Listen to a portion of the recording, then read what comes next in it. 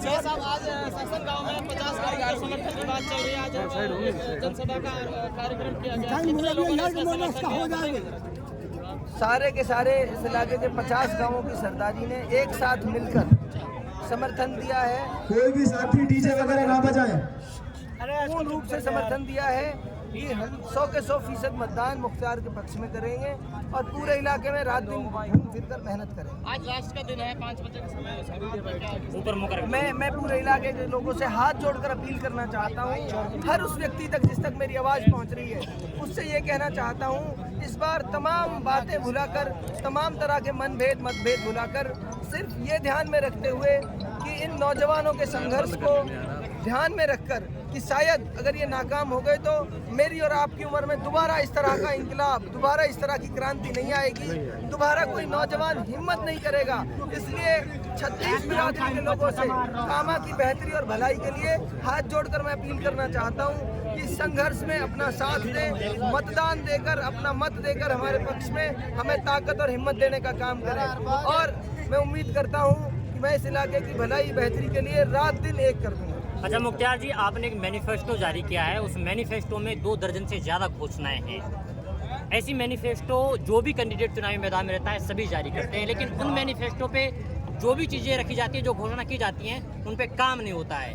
तो क्या उम्मीदें हैं? देखिए, मैंने पहले भी कहा है, मैंने और जो उम्मीदवार घोषणा करते हैं उस मैनिफेस्टो से पहले वो एक घोषणा और करते हैं। वो ये बताने की कोशिश करते हैं लोगों को कि तू हिंदू है, तू मुस्लिम है, और उस हिंदू मुस्लिम के नाम पर चुनाव लड़ते हैं। वो मैनिफेस्टो और वो मुद्दे चुनाव से गायब हो जाते हैं और 5 साल तक वो हिंदू मुस्लिम के नाम पर ही अड़े रहते हैं, काम नहीं होते। हमने पहले दिन से ये कहा कि हिंदू मुसलमान के नाम पर चुनाव नहीं होने देंगे, हिंदू मुसलमान के नाम पर चुनाव को बंटने नहीं देंगे। चुनाव होगा डेवलपमेंट के मुद्दे पर, चुनाव होगा इस इलाके की बेहतरी और भलाई के लिए जो भी चीज़ें हो सकती हैं उस पर ये चुनाव होगा।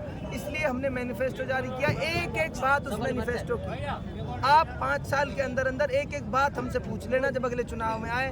मैनिफेस्टो आज के दौर में सब चीज़ अवेलेबल रहती हैं, सब चीज़ों का रिकॉर्ड रहते हैं। एक एक चीज़ पे काम करेंगे, पहले दिन से शपथ लेने के अगले मोमेंट से काम करना शुरू कर देंगे। अच्छा, आपने यानी कि शुरू से स्टार्टिंग की चुनाव की और आज कैंपेनिंग का लास्ट डे है, तो ऐसे में किस तरीके का भाईचारा रहा, किस तरीके से शांतिपूर्ण चुनाव रहा?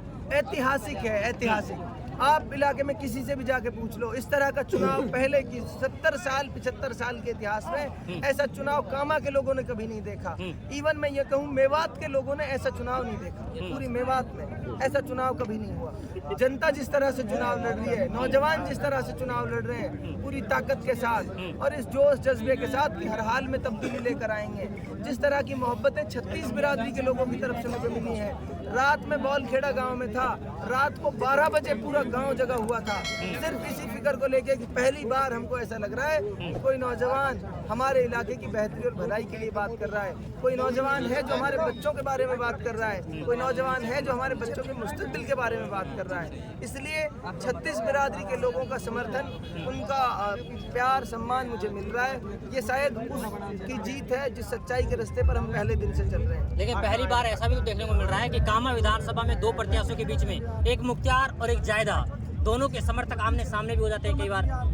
नहीं होते, बाई चांस छोटी मोटी, देखो ये चुनाव है, कोई ऐसी बड़ी घटना नहीं घटी, छोटी मोटी हरकत कुछ लोग कर देते हैं, उन चीज़ों का बहुत बड़ा रेलिवेंस नहीं है। अब स्थिति ये है कि छोटी मोटी चीज़ें करके वो चुनाव को खराब करना चाह रहे हैं, लेकिन इन चीज़ों पे हमारे साथी जो हैं बहुत नरमी से, बहुत आजीज़गी से काम ले रहे हैं। हमारे साथी इन चीज़ों पर ध्यान नहीं दे रहे। अच्छा, कितनी वोटों से मतलब जीत के आसार लग रहे हैं कि मैं ये मानता हूँ 50,000 से 70,000 तक वोटों से जीतेंगे। मुख्तार जी, जीतने के बाद राजनीतिक शुरुआत कहाँ से होगी, कांग्रेस या बीजेपी?